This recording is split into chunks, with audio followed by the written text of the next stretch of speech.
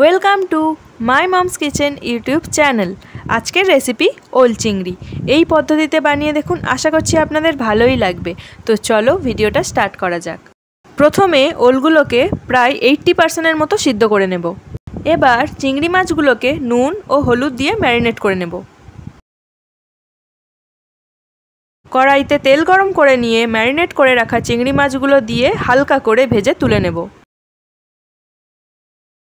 ওই একই তেলে ওলগুলোকে নুন দিয়ে ভেজে তুলে নেব।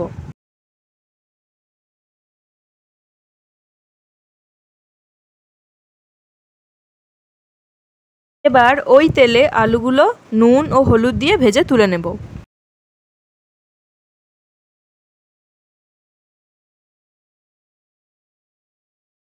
কড়াইতে তেল গরম করে নিয়ে ফোড়নে দেব শুকনো লঙ্কা, কালো জিরে ও তেজপাতা।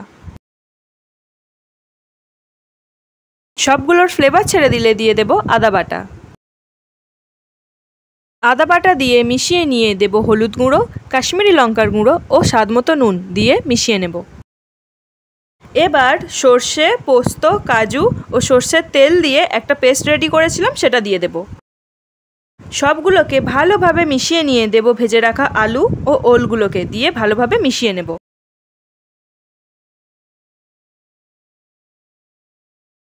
এবার দেব পরিমাণ মতো জল দিয়ে ফুটতে দেব।